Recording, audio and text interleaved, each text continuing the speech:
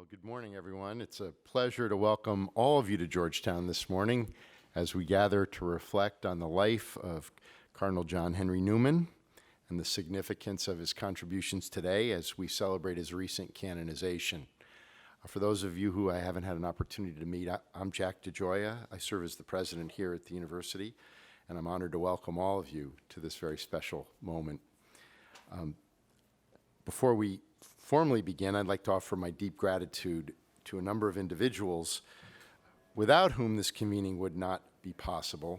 And first, I would begin with John Berkley, who leads our office's efforts on Catholic identity and dialogue, and Sam Wagner, his faithful partner in crime, who together have been responsible for today's convening.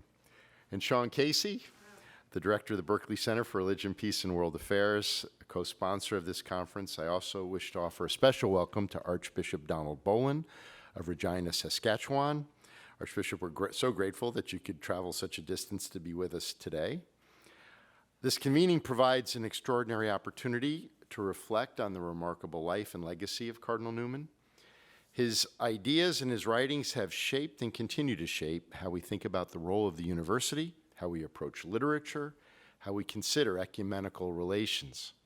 His teachings have a particular resonance for us in the context of a university community. His work, The Idea of the University, remains an unparalleled resource for those of us who are seeking to understand how to conceive of the purpose and potential of higher education, drawing upon this extraordinary work, illuminating our responsibilities in this present day. Cardinal Newman describes the university as a place, this is a quote, a place where inquiry is pushed forward and discoveries verified and perfected, and rashness rendered innocuous and error exposed by the collision of mind with mind and knowledge with knowledge, close quote. Well, we fulfill this responsibility to be places of truth by engaging in the most rigorous scholarship and research, breaking through the obstacles and blocks that prevent us from the deepest understanding possible. As a Catholic and Jesuit university, the work of our community is grounded in a 450-year tradition, a tradition that each of us takes a responsibility for, a tradition that comes alive in each generation. Cardinal Newman taught us what it means to animate this tradition in our time. This Advent season, 2 months after Cardinal Newman's canonization, Pope Francis quoted Cardinal Newman's essay on the development of Christian doctrine as he addressed the Roman Curia. In that essay, Cardinal Newman writes, and I quote, "Here below, to live is to change, and to be perfect is to have changed often," close quote. As Pope Francis put it, quote, "For Newman, change was conversion. In other words, interior transformation," close quote. 130 years after his death, Cardinal Newman still has much to teach us about what it means to be a part of a living tradition. Ongoing scholarship by many of you here enables us to discover and renew our understanding of history, of our church, and of Cardinal Newman's life. So I wish to express my gratitude to each of you for being here today and for your work to enrich our understanding of this extraordinary individual. And now it's my pleasure to introduce our opening session, The Idea of a University, John Henry Newman's Legacy for Us Today. And we're going to hear from two keynote speakers on the topic, the Reverend Canon Professor Mark Chapman and Father John O'Malley. Reverend Chapman is a professor of the history of modern theology at the University of Oxford, where he teaches modern church history and theology. He also serves as vice principal and academic dean of Ripon College in Cuddesdon, as well as vice chair of the Ecclesiological Investigations International Research Network, of which he was a founding member. Reverend Chapman is an expert in Anglican theology and history, whose most recent books include Theology at War and Peace, English Theology in Germany in the First World War, and Theology and Society in Three Cities, Berlin, Oxford, and Chicago, 1800 to 1914. He's also the current canon theologian of Truro Cathedral in Cornwall. So Reverend Chapman, we're very glad that you could be with us today, and we look forward to hearing your reflections this morning. And after a brief break, we'll hear from Father John O'Malley, university professor in our theology department here at Georgetown, in a conversation moderated by Frederick Aquino of Abilene Christian University. Father O'Malley is a distinguished historian who has written prolifically on the religious culture of early modern Europe, the author of The First Jesuits, What Happened at Vatican II, The Jesuits, A History from Ignatius to the Present, multiple on the three councils, Trent, Vatican I, Vatican II, the councils in conversation with one another. It's a privilege to have Father O'Malley as a part of our Georgetown community.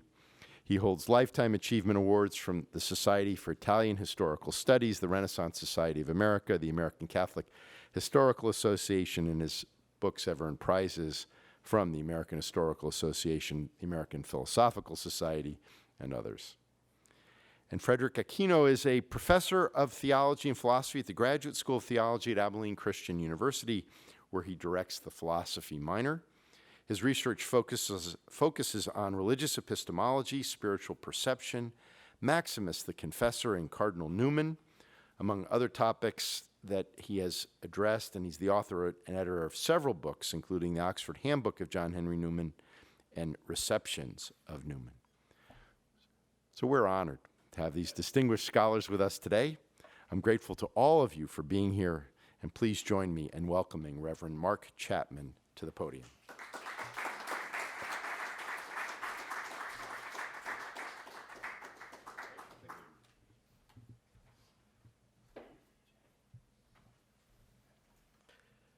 Well, it's nice to be over here for this event, and thanks very much for coming on this less pleasant morning. It was a beautiful day yesterday for wandering around the Potomac, or the Potomac, or however you pronounce it. Anyway, what I want to do is to talk about Newman and the Anglican idea of a university.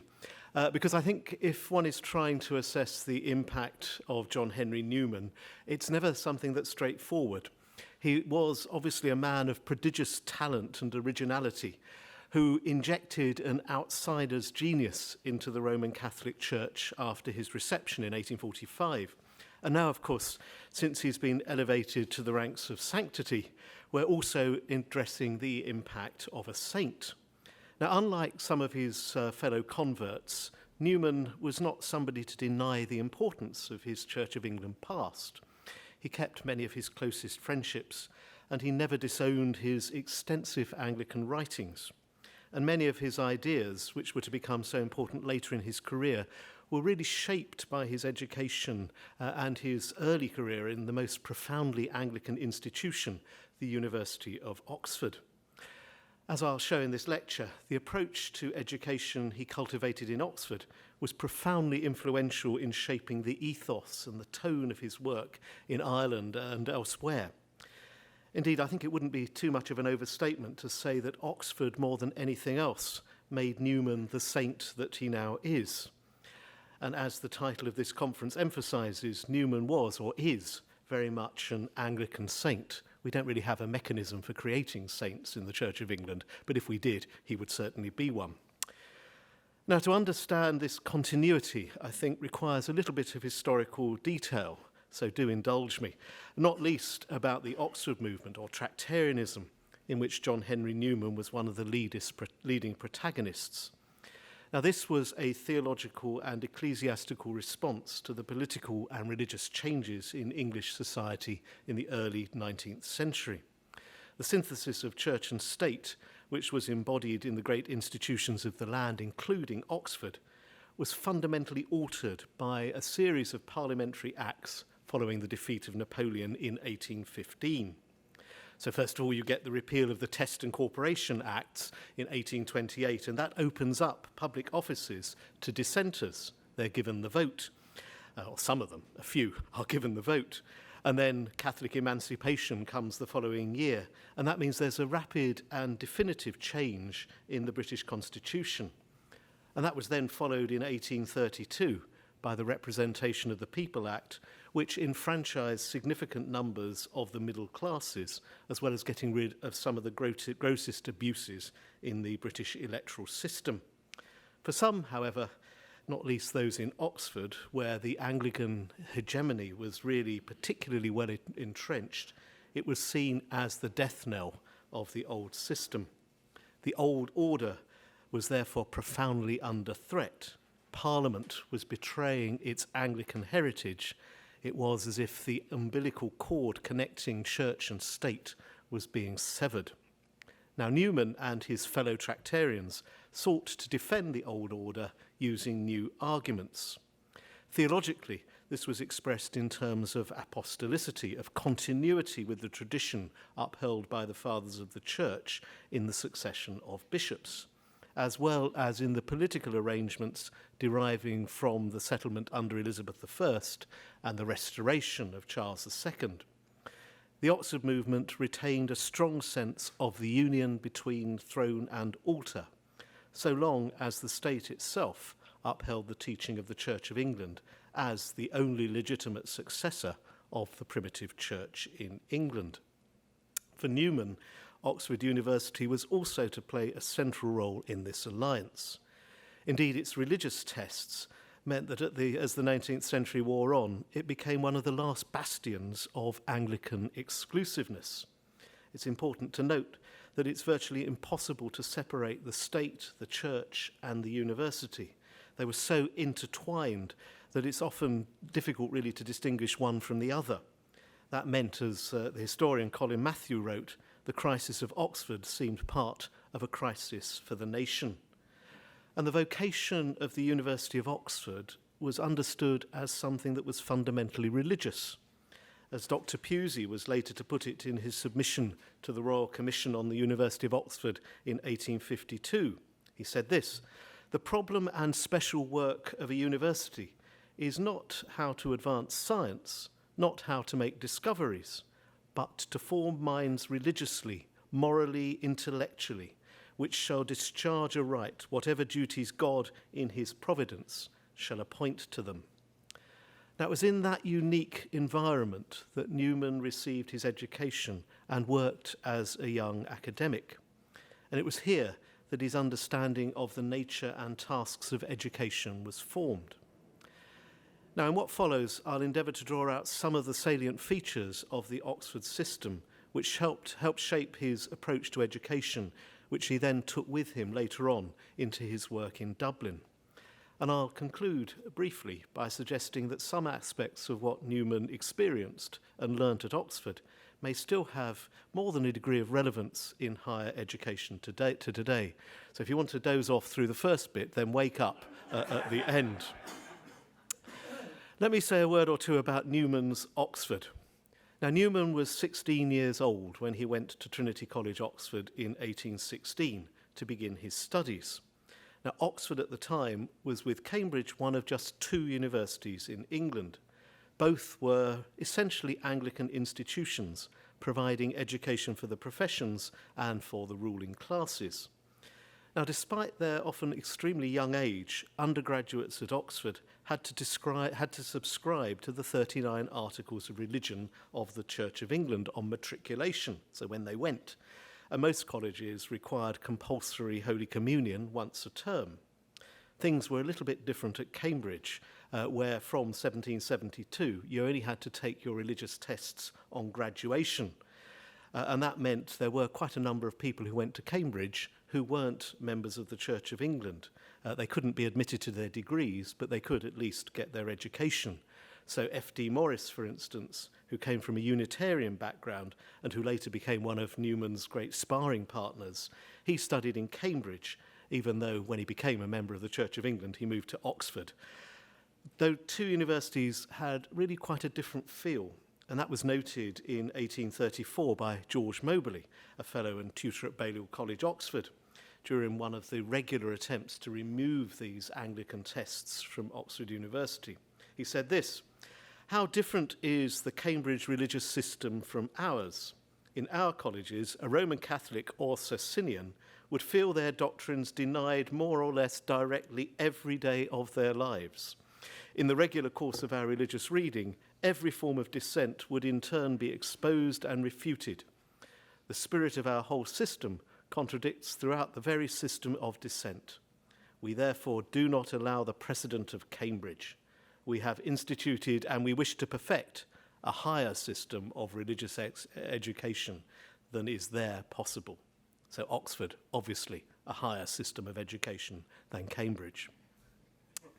Now, the retention of the purely Anglican atmosphere of Oxford was of crucial importance in the early years of the Oxford movement after 1833. In fact, debates about subscription to the Articles of Religion were to the university what Catholic emancipation had been to the wider state in the previous decade. It was this Anglican Oxford that was absolutely central to Newman's work and to his understanding of the university, and that continued to influence him later on in his life. Oxford, as he said in a letter to his mother in 1832, possessed a genius loci. Yet Oxford was more than simply an Anglican university. It also functioned as the most important seminary for the Church of England, educating about 80% of its clergy. Oxford produced far more clergy than Cambridge, and partly because of this, it retained very close links with the church. About half the undergraduates attending Oxford intended to go on to holy orders, and about two-thirds who actually graduated actually did so. They used it as a route to ordination. And most of the fellows of the college, the academics in the college, were also clergymen. Now, following the Reformation, clerical education had taken a completely different route in England from countries in Europe, both Protestant, including Scotland, and Catholic. So at much the same time that Newman was studying at Trinity College, Oxford, Schleiermacher was giving lectures at Berlin on the future clergy, to the future clergy of the United Prussian Church, which was formed in 1817. A modern scientific theology, which Schleiermacher had developed in his brief outline on the study of theology, was at the heart of the curriculum.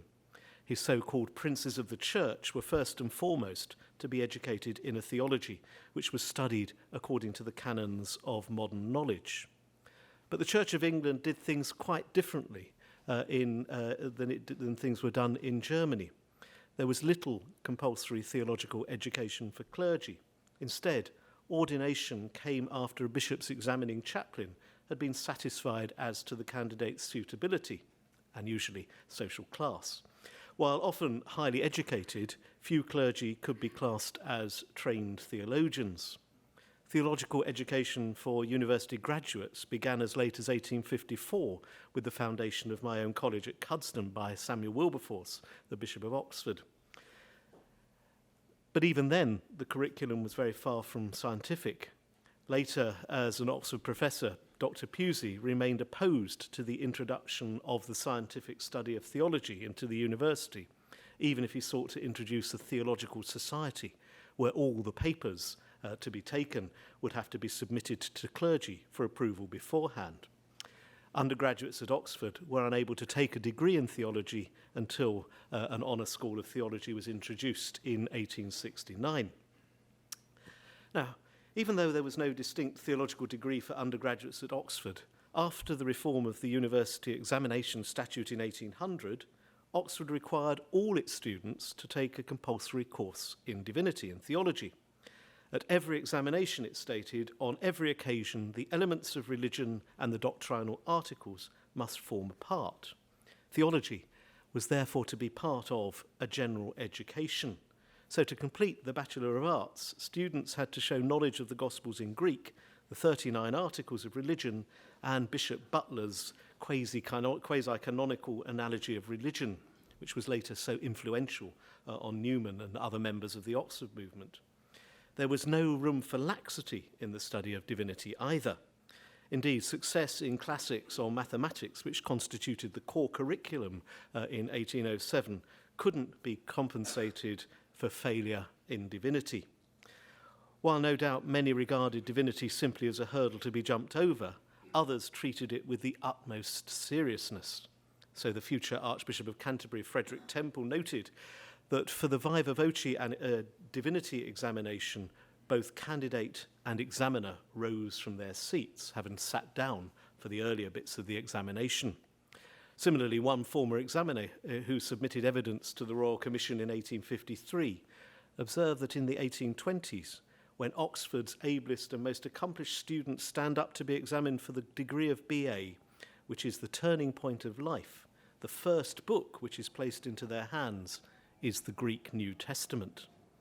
This emphasis on divinity continued for a long time into the 20th century, even if it had become increasingly anomalous by the time it was finally abolished in 1931. So through his time as an undergraduate and as a young fellow at Oriel College, the divinity professors, while Newman was an undergraduate and a young fellow at Oriel, the divinity professors who were charged with providing lectures for the compulsory courses in theology had become far more conscientious than had been the case in earlier years. So a visiting American Episcopalian, who later went on to be a bishop, said, "Our universities, Oxford especially, have been repairing the decay of discipline. A competent knowledge of the evidences and principles of Christianity is made indispensable to everyone." Now, while much of the rhetoric that surrounded the publication of the Tracts for the Times from 1833 focused on the moribund state of the Church of England in the years immediately preceding Keble's Great Assize sermon, which Newman dated as the start of the Oxford movement, it's clear that at least in the University of Oxford, there remained widespread evidence of an extremely serious approach to the study of religion. And what's crucially important for Newman's understanding of theology is that by the 1820s, theology in Oxford was regarded less as a distinct branch of learning than as a central ingredient of life itself. It was something for everybody, and it had to be reflected in the wider curriculum of the university. Now, at the same time, Oxford was deeply imbued with a sense of history. The university had survived the Reformation, as was evidenced by its medieval buildings, including many of those at Newman's own college at Trinity, which had been refounded in 1555 out of Durham College during the reign of the Catholic Queen Mary I. Oxford, of course, was the scene of regular conflict, much of it associated with the religious controversies of the 17th century. After all, the martyr Archbishop William Laud had been Chancellor of the university in the years before the Civil War and had codified the university's statutes in 1636. Newman and the other Tractarians held the writers of the 17th century in extremely high regard.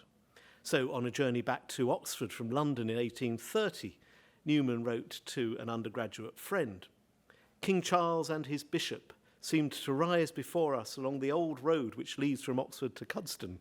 We have been paying a good deal of attention to the history of those times, and I am confirmed as a dull, staid Tory, unfit for these smart times." That wasn't part of the citation, I don't think, for Newman's canonization. But anyway, a dull, staid Tory, unfit for these smart times. Later on, in the last part of his anonymous essay in the British magazine entitled Home Thoughts from Abroad, published in 1836, Newman reported a conversation with an English friend during his trip to Rome. Here he notes clearly the position of Oxford as a sacred city, although he explicitly rejects the possibility of simply returning to the days gone by of Charles I. "Certainly, I never expect the system of Laud to return, but I do expect the due continuation and development of his principles. High churchmanship, looking at the matter historically, will be regarded as a temporary stage of a course. The so-called union of church and state as it then existed has been a wonderful and most gracious phenomenon in Christian history. It is a realization of the gospel in its highest perfection, when both Caesar and St. Peter know and fulfill their office. I do not expect anything so blessed again. Charles is the king, Laud the prelate, Oxford the sacred city of this principle, just as Rome is the city of Catholicism and modern Paris of infidelity." For Newman, the theology of the past, in which Oxford University was central, was intimately connected with the political order of the present, as the events of the next few years were to reveal. And what was vital for the Tractarian understanding of the university was how this perception of the past shaped a general approach to the present.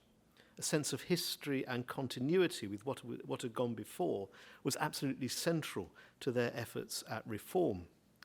Now, while stress has been rightly placed on the rediscovery of the Fathers by the Tractarians, which led to the extraordinary volumes of the Library of the Fathers, as well as Newman's own work in the Arians of the 4th century, it's also important to note that the Tractarians were involved with another massive multi-volume publishing venture, the Library of Anglo-Catholic Theology. It's where the word Anglo-Catholic comes from. 83 volumes of key texts from the Anglican tradition were systematically republished from 1841.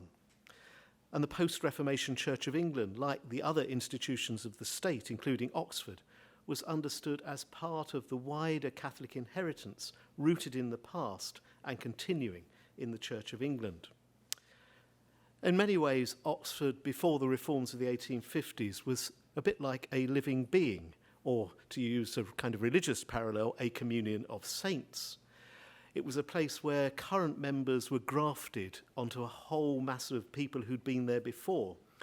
And the structures of the university gave it a kind of transient sense for each generation. Members of convocation, that is, Masters of Arts of the university, including all those who'd moved away from Oxford into their different spheres outside the city, many of them into the church, all of these Masters of Arts continued to vote on important matters affecting the university, including any changes in statutes. And that's meant that there was a sense in which what's been called the external University of Oxford spread out into all walks of English life. It had its tentacles absolutely everywhere. Now, while this explains something of the effect and the influence of the Tracts for the Times in the parishes where so many of those Masters of Arts worked, it also accounts to some extent for the emphasis on the past as the shaper of the present, which was so important for Tractarian identity. The apostolic inheritance was expressed not simply through the church, but more widely in those institutions, especially the university, which served the Church of England. A sense of history then just dominated the university.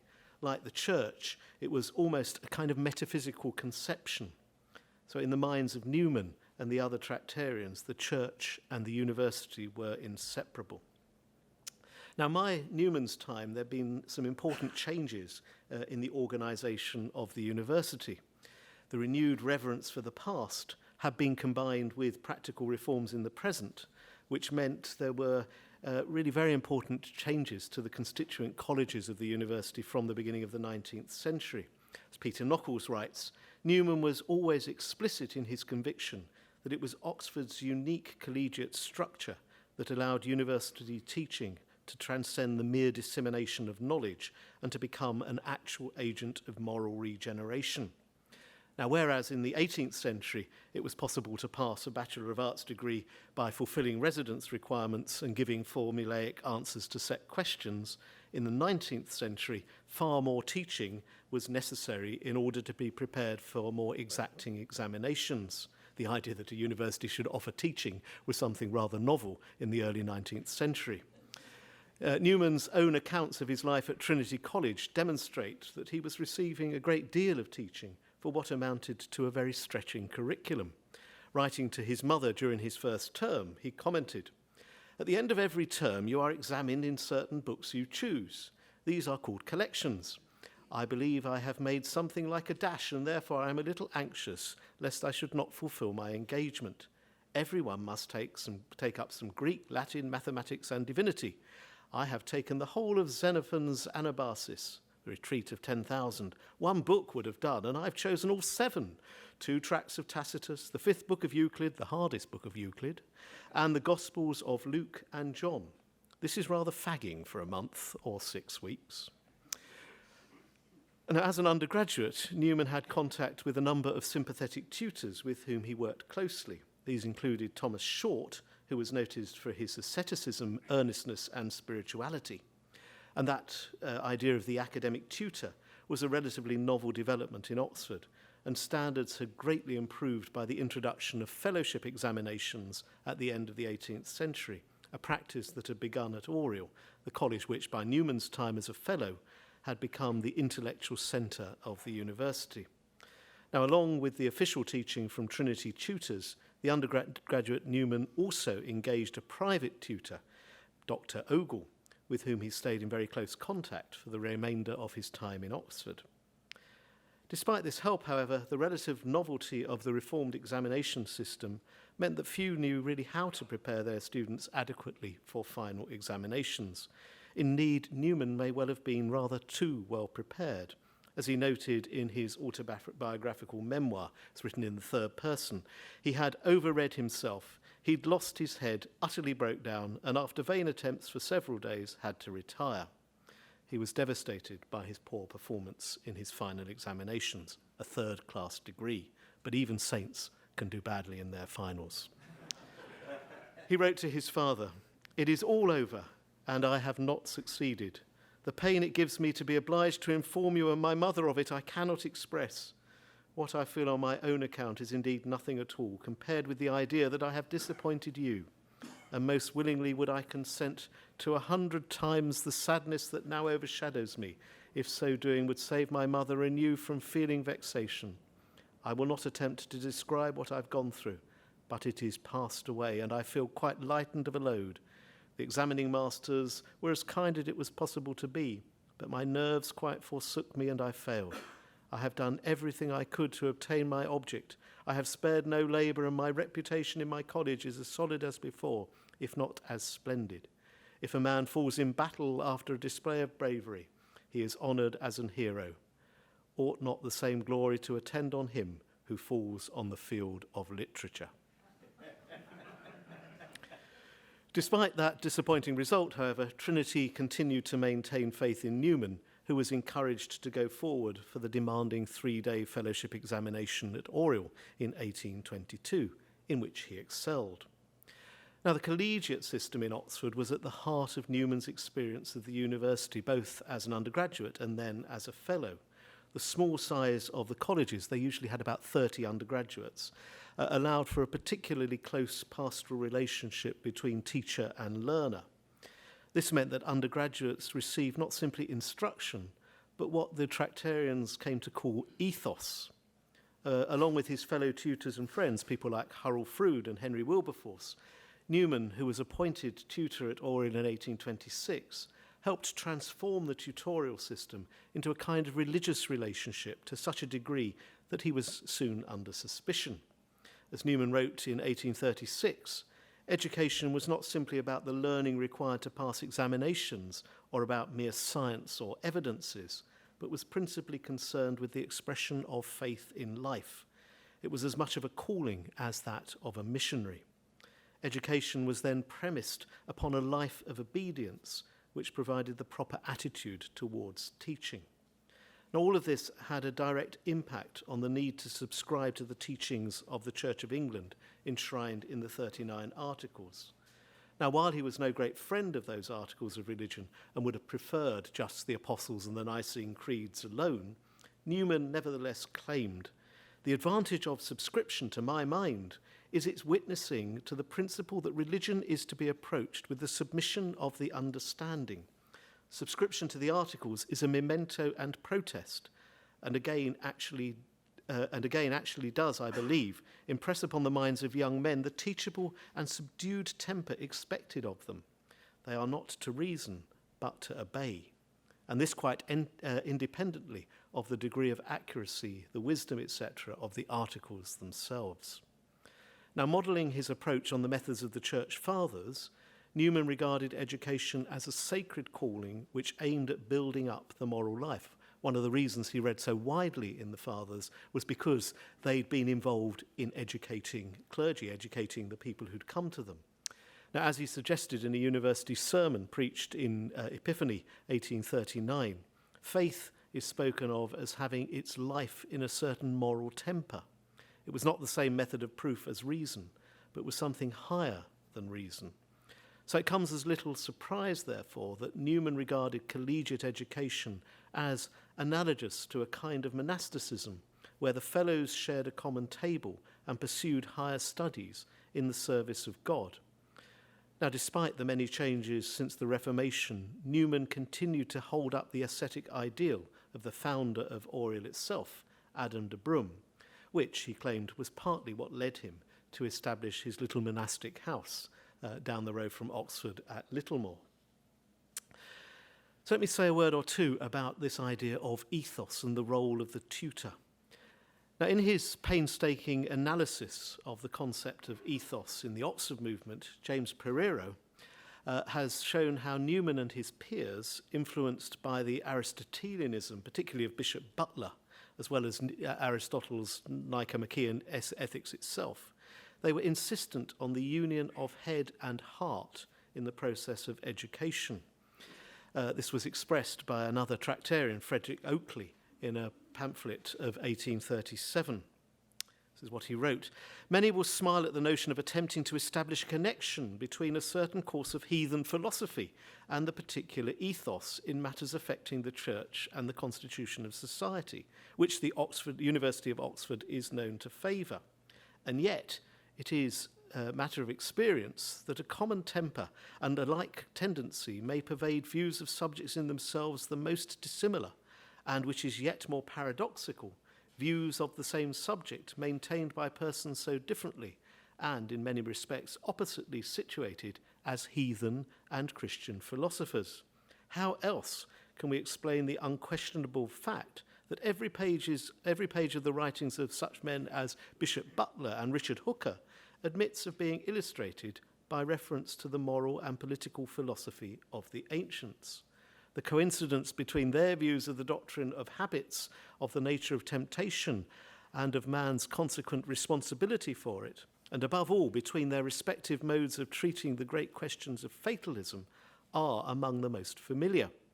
The earlier part of the ecclesiastical policy of Richard Hooker is to the political views of Aristotle, what the analogy and sermons of Bishop Butler are to his ethical, a Christian commentary showing how these subjects may be vindicated from profane users.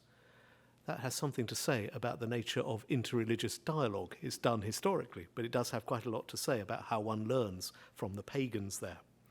So as tutors and moral guardians, the members of the Oxford movement became teachers of an ethos, a moral insight integrated with a virtuous life, which permeated so much of this earlier approach to Anglican thought there in Hooker and in Butler.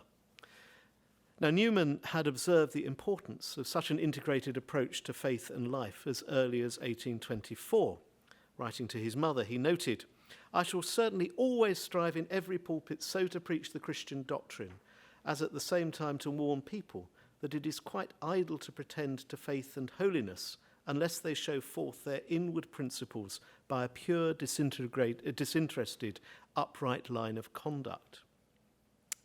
His writings reveal far less emphasis on a philosophical and propositional form of knowledge than on a union of conduct and faith, where the will, rather than the intellect, is central to belief. Indeed, this became the central aspect of Newman's approach to theology. And this had direct implications on the pastoral nature of the tutor-student relationship. Looking back late in life, when he was a cardinal, he wrote, "When I was a public tutor at my college at Oxford, I maintained even fiercely that my employment was distinctly pastoral. I considered that by the statutes of the university, a tutor's profession was of a religious nature. I never would allow that in teaching the classics, I was absolved from carrying on by means of them in the minds of my pupils an ethical training. I considered a college tutor to have the care of souls. To this principle, I have been faithful through my life." Similarly, in his autobiographical memoir, he reported that during his time as a tutor, he'd held that secular education could be so conducted as a pastoral cure. He recollected that Origen had treated it and had, by means of the classics, effected the conversion of Gregory, the apostle of Pontus. He recollected that in the Laudian statutes for Oxford, a tutor was not a mere academical policeman or constable, but a moral or religious guardian of the youths committed to him. Now, it's well known that Newman was dismissed from his post as tutor by the Provost of Oriel, Edward Hawkins, partly because of his opposition to Catholic emancipation in 1829 and his threats to Hawkins' leadership, but chiefly because of the intimacy of this pastoral relationship, which appeared to entrust the care of the student to this single man and to mingle the secular with the religious. Now, Newman noted this, his own understanding of the office of tutor, in a letter to his curate, C.P. Golightly, in 1831. In my defence, I must state that I have ever considered the tutorship a religious office, not unlike the pastoral, that if any intimation had been given me that it was not, at the time it was offered to me, I should not have accepted it, that the provost thinks it is not such, and that, seeing as I cannot conscientiously act on principles abandoning this view, he has since May last stopped my supply of pupils. Now, a few years later, during the debates over the admission of nonconformists, of dissenters to Oxford, Newman wrote to Hugh James Rose in Cambridge, again emphasising the religious nature of the tutorial system as a way of imparting the Anglican or the church ethos into his students. He contrasted this with what was going on in Cambridge. It is urged that we should admit dissenters at least to the advantages of education, if not to degrees.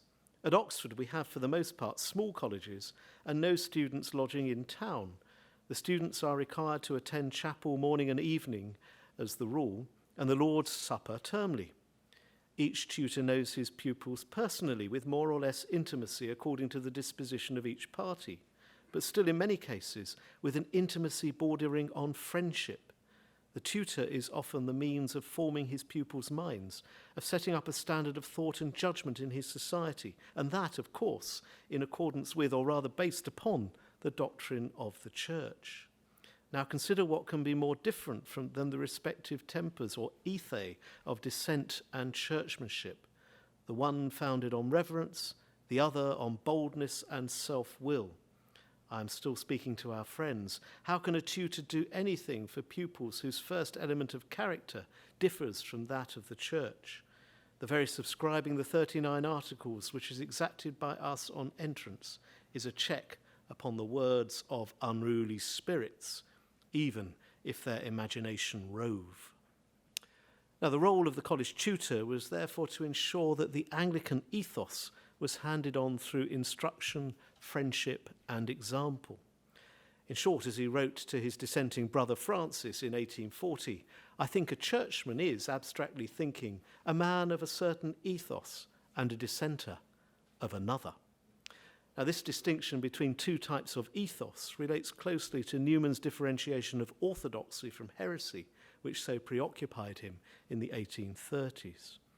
So the authentic church ethos was handed on in the university through the intimacy of that relational tutorial system. And without this intimacy, as the Catholic Newman was later to say in his lectures on the idea of a university, the university would become like London University, which was set up in 1836, or the Queen's University of Ireland in 1850. The university would become nothing more than a set of examiners with no opinions which they dare profess, and no common principles, who are teaching or questioning a set of youths who do not know them and do not know each other, on a large number of subjects different in kind and connected to no wide philosophy 3 times a week or 3 times a year or once in 3 years in chill lecture rooms or on a pompous anniversary. So he had a rather low view of London University. Now, the tone of thought, he went on, which had been developed in the English Protestant university, tended towards cultivation of the intellect. It at least recognises that knowledge is something more than a sort of passive reception of scraps and details. And without that personal relationship made possible through the college and the tutorial system, Newman claimed, the academical system would become an Arctic winter. It will create an icebound, petrified, cast iron university and nothing else. Don't look up at the cast iron university. In short, a university which was little more than a tester of knowledge, would never hope to create moral improvement in the student. Now, long before this Irish experiment, there was a fear among Newman and among other tractarians that the English educational system would degenerate into an education factory on the lines of what Oxford men most despised, some Prussian or French academy. So in articles published in the Times in 1841 under the title The Tamworth Reading Room, interesting title, but anyway, it's about Robert Peel and all that. Anyway, Newman observed, the glory, science, knowledge, and whatever other fine names we use never healed a wounded heart, never changed a sinful one. A marvellous quote. Glory, science, knowledge, and whatever fine names we use never healed a wounded heart, nor changed a sinful one.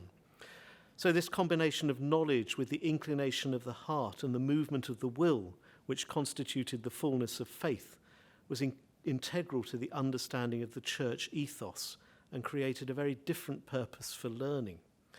Indeed, true doctrines, as Newman suggested in his article on prospects for the Anglican Church of 1839, true doctrines arose from true minds. And this meant that the church ethos acquired through education was principally the ethos of holiness instilled in the heart of the believer. And it was this alone that would give strength to face the assaults of the enemy. He wrote to a friend in 1837, "We have nothing to hope or fear from Whig or Conservative governments, or from bishops, or from peers, or from court, or from other visible power. We must trust our own ethos, that is, what is unseen, our unseen gifts and their unseen author. I do hope we shall be strengthened to develop in new ways, since the ordinary ways are stopped up."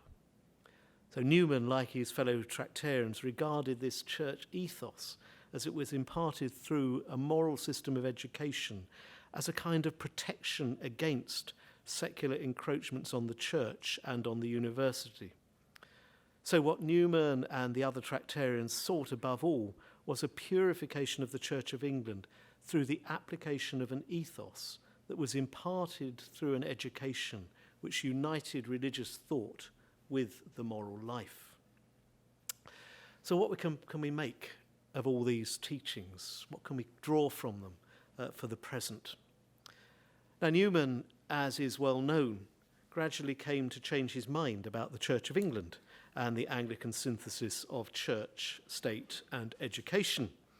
The continuity expressed in history and the authority of the past, as these have been embodied in the Church of England and in its sister institutions like the University of Oxford, all of this simply could not be made to embody what he felt they had to embody. In history, there simply could not be the degree of probability required for faith. Patristic scholarship couldn't reveal a unity of truth which appeared crucial to Newman for faith to flourish. Similarly, heresy could not be distinguished from orthodoxy, either in the past or in the present, purely on historical grounds. On its own, as the study of the past showed, history could not re-establish what had been lost. Some other and rather more visible authority was required to protect the faith. This meant that Newman's understanding of Catholicity was recast in a completely different direction. And yet, Newman's experience of education as a pastoral and religious task stayed with him. A changed understanding of ecclesiastical authority did not mean that he was to reject his understanding of education as a process of connecting faith and life. So his idea of a university is in marked continuity with his experience of Oxford. The intellect and the will become mutually determinative of one another. Similarly, religion is no separate sphere of life, but was intimately connected with the pursuit of truth itself. It's a remarkably liberal curriculum that he introduced in Dublin. Indeed, the Catholic ethos nurtured in Oxford survived in Dublin, but it was obviously shorn of its connection to the Anglican synthesis. Instead, the quest for truth becomes a religious duty, and perhaps ironically, religion itself became less explicitly confessional, despite the Roman Catholic context that he's working in. So I think there's something a little premature about Peter Knockles's judgment. The Tractarian vision of a university, a vision which saw academic culture being fully integral with revealed religion at every point, was in ruins.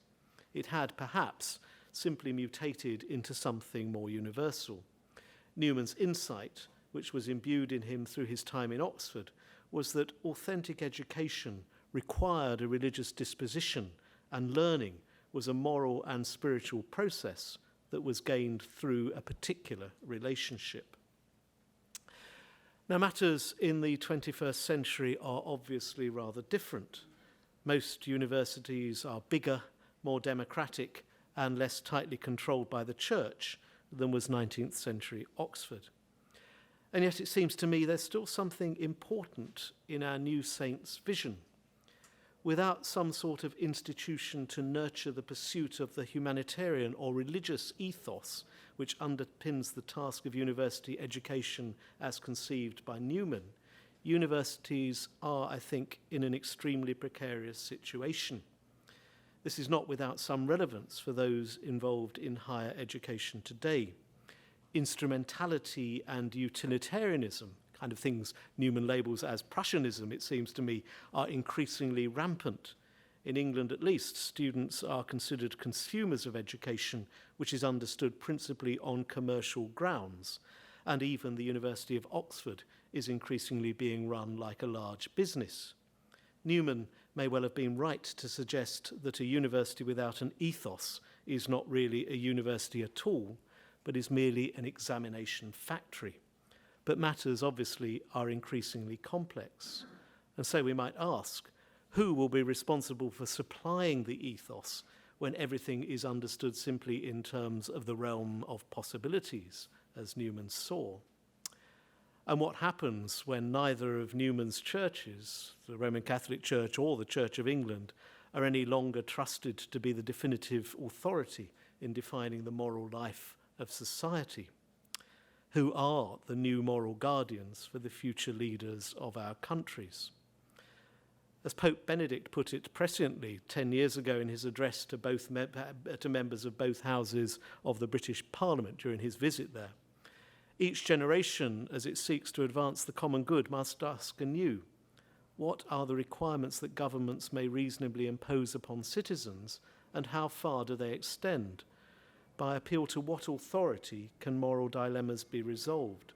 These questions take us directly to the ethical foundations of civil discourse. If the moral principles underpinning the democratic process are themselves determined by nothing more solid than social consensus, then the fragility of the process becomes all too evident. Herein lies the real challenge for democracy. The central question at issue is this: where is the ethical foundation for political choices to be found? The starting point for answering that kind of question has to rest in the process of education, which is far too important a subject to be left either to politicians or business managers with short-term objectives. So the legacy of St. John Henry Newman, Anglican and Catholic saint, reveals that education is a moral and spiritual pursuit oriented around the wholehearted pursuit of truth in body, mind, and spirit. To lose sight of this ideal will be an unimaginable catastrophe. As politics, I think, on both sides of the Atlantic reveals, a failure to educate people into truth might have disastrous consequences for the future of humanity. And there I better finish.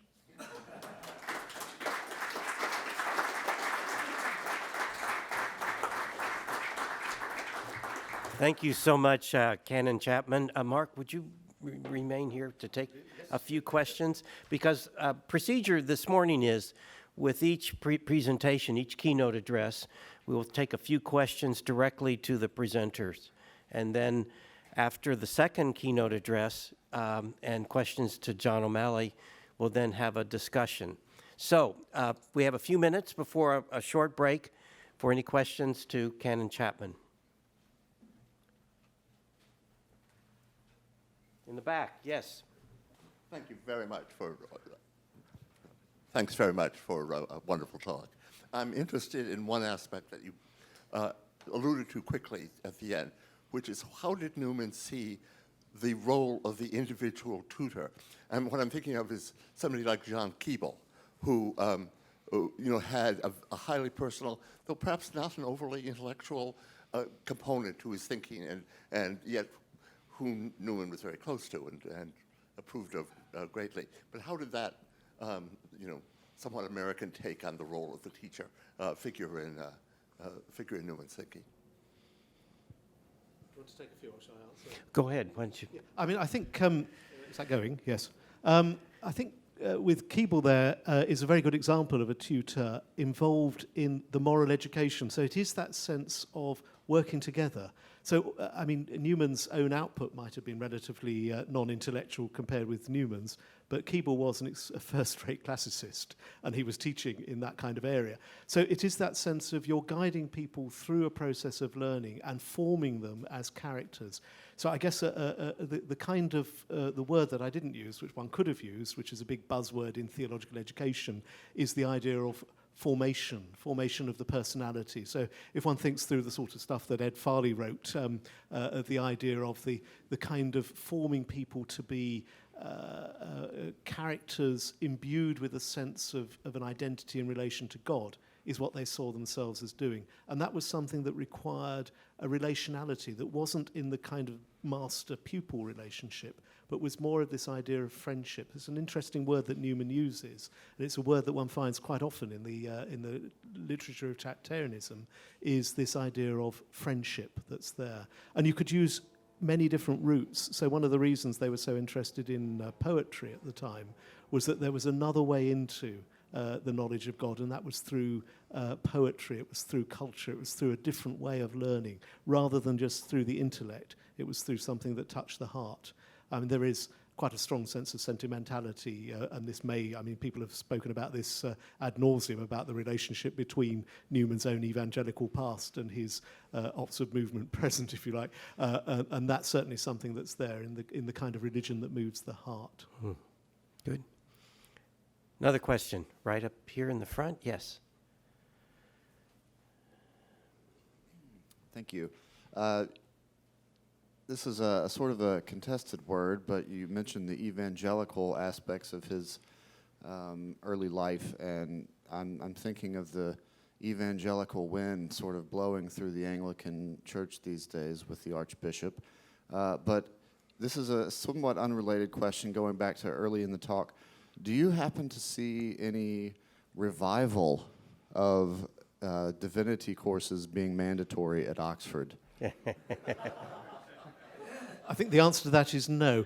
I mean, I think it's very interesting to see how religion in Oxford has shaped and developed, and how theology in Oxford has shaped and developed in the current climate. There's been a secularization of all but one of the canonries of Christ Church. The only one that's left is the Regius Professor of Divinity, and the only reason that's left is because the cathedral puts most of the money into that, which means it has to remain an Anglican clergyman. And there is this gradual separation over the last 30 years between church and university. When I went to Oxford in the 1980s, nearly all the people teaching theology were chaplains of colleges. They were university lecturers who were also chaplains of the colleges, so they ran the chapels. That was made, that was abolished by the university because of religious tests, effectively, in the early 1990s. And so with the retirement of those college fellows, now theology is undertaken by people with no religious tests at all. And so theology is, I mean, now we have no confessing Christian Old Testament tutors in the University of Oxford. I mean, that's maybe a good thing, it may be not. But anyway, that's just a comment on the way things have changed. I think Newman would have been probably not surprised, because he would have been observing the rest of the changes in society, but the university is in many ways mirroring those. So this is why I ended up with the sense of what would be the moral equivalent of the kind of church ethos that Newman upheld, that would satisfy the kind of the pluralism of a contemporary society But if that's required for a university to be a university, then we need to work out what that kind of humanitarian ethos might be. Otherwise, the goals all become short-term, materialistic, or even worse. Good. Yes, question here. Great, thank you. The tutorial system at Oxford has been under great pressure for at least 25 or 30 years, as you well know. You might be worried about keeping the moral content of the tutor-student relationship. I'm worried about keeping students relating to books. They don't go to libraries anymore, you may have observed. So when I listen to your paean to Newman, by the way, I did my novitiate at Newman's oratory, so I'm a little fond of the man too. I'm struck by how irrelevant it is, in the sense that what we're being pressed into is a form of education dictated by the electronic media. So these discussions of whether the tutor has a moral, spiritual relationship are nice for these kinds of conferences, but have little play in the real university world that we all try to work in. Georgetown, in my 50 years at it, has transformed dramatically from a kind of relationship between tutors, largely, at least symbolically, Jesuits, and now professors who certainly don't have any religious test. So I'm kind of wondering, what would a Newman or a devotee of Newman, as you are, to say to the real pressures that university education is under? It's not the fall down the tutorial system. I mean, that's not a question I feel particularly qualified to answer in the sense that it goes beyond my And brief. it might be one that comes out in the discussion later. But it does strike me as though the importance of face-to-face contact and some sort of dialogical method of education remain quite crucial in order to grow and learn from one another. So, I mean, it's interesting just wandering around the campus here, seeing all the students working in very peculiar places with all their laptops, completely in isolation. That seems to be how people work now. But the idea of doing things in some sort of community seems to me to be the important thing of growing together, of learning from one another. So one doesn't just trust the things that are presented on a screen, but you do it in dialogue with one another. And that seems to me to be at the heart of character formation. So how you create those kind of communities of formation and learning, I think for whoever is in the management of universities and colleges need to work out how that might be reinvigorated. It's not going to be straightforward, and it can be expensive, and the Oxford system is obviously extremely expensive in terms of pupil-teacher ratios, but nevertheless, the idea of learning in community strikes me as something that's important. Further questions? Yes. Patrick. Thank you so much. The Victorian poet Christina Rossetti has a really lovely sonnet on the death of Cardinal Newman, and it's maybe not her best poem, but I find it a really moving one, and I also have always found it a little surprising because I think of Rossetti as an ardent Anglo-Catholic, but quite anti-Roman Catholic. She died unmarried in part because she wouldn't marry a Roman Catholic man. I'm wondering if you could talk a little bit about the sort of later 19th century and how the Church of England thought, the Anglo-Catholic aspect of the Church of England thought about Newman at the end of the 19th century, maybe not as a sort of betrayal of Anglicanism, but as something else and a kind of inspiration. I mean, that's a very interesting question. The relationship between Newman and Anglo-Catholicism after his reception into the Catholic Church. Newman is very different from a lot of the other converts, like Faber and Manning, and who reject everything completely. You know, it's as if they sort of life begins again. It's the year zero, and we're going to start life again. Newman never does that. So Newman retains those links, those connections. And there is a real desire. I mean, again, this may be something to do with this idea that we're all on this march towards truth, and we're doing it in slightly different ways. So the importance of dialogue. And reading Newman's letters, and you constantly get the letters to Pusey and to Keble until his death, and then the strange meeting that they have at Keble's house, those kind of things, and the rejuvenation of friendships. I think that's the thing that is retained with Newman, which is, as I say, very different from others. He doesn't jettison friendships. And that seems to me to be the warmth that's there. And that's something about the attractiveness of Newman's personality compared with some others. Newman, I think, always had a bit of a difficulty about knowing what the truth was. Some people don't have that problem. I don't know how. But Newman always did. And it strikes me as though that's really at the heart of that friendship towards Newman, who was always a beloved saint of the Church of England right through, remarkably. Good. My sense, though, is that after he became a Catholic, he would not have advised a young Catholic man to go to Oxford, right?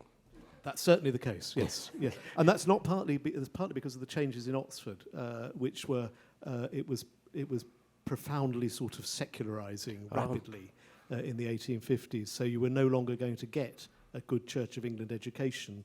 After 1854, the requirements of divinity were reduced significantly. So it was in part that obviously it wasn't going to be giving the teaching of the Catholic Church, but more importantly, it was going to be teaching in all sorts of newfangled subjects and was no longer interested in truth as he understood it in the same sort of way. But he did oppose Catholic emancipation, too.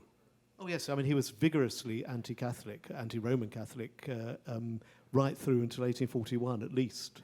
And it's very easy to trace that.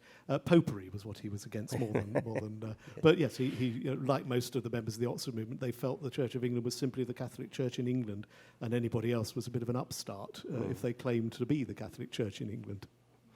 Canon Chapman begins his book on Anglican theology with, given the diverse voices in Anglican theology over the years and centuries, the one thing that unites them is that they're anti-pope. So, and thank you very much for your presentation. You've given us a real sense of the ethos of Oxford and of Newman's understanding and of his time there. And you gave us several of his own personal reflections on it that were also entertaining to hear. So thank you very much.